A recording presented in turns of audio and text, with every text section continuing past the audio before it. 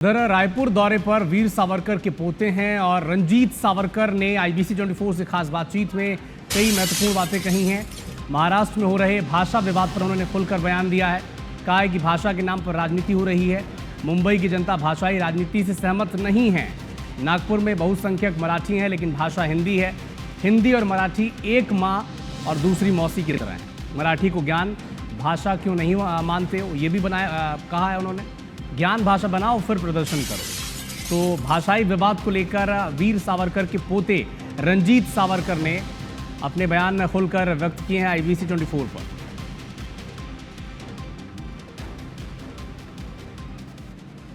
वहाँ विवाद क्या हो रहा है भाई, रहे ना, भाषा को लेकर लड़ रहे हैं। देखिए यहाँ तो आप हिंदी में बड़ी अच्छे से बात कर रहे हैं, तो वहाँ भी ये क्यों स्थिति बन जाती है? देखो, ये तो है ना, ऐसा नहीं था। ये मुंबई म्यूनसिपल कॉरपोरेशन का राजनीति है। और मैं आपको बताना चाहता हूँ कि मैं अभी भी मुंबई से आया हूँ। मुंबई की मराठी जनता इससे सहमत नहीं है। जो लोकल वहाँ के लोग लोकल नहीं, ये क्या करते हैं, ये इनके 4 गुंडे जाते हैं, किसी को मारते हैं, वीडियो फैला देते हैं।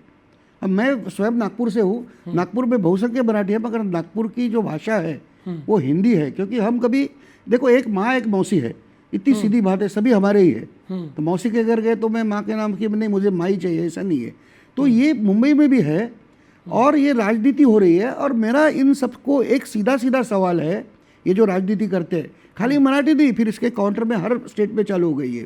तो आपको आपकी भाषा पे इतना अभिमान है तो उसको ज्ञान भाषा क्यों नहीं बनाते?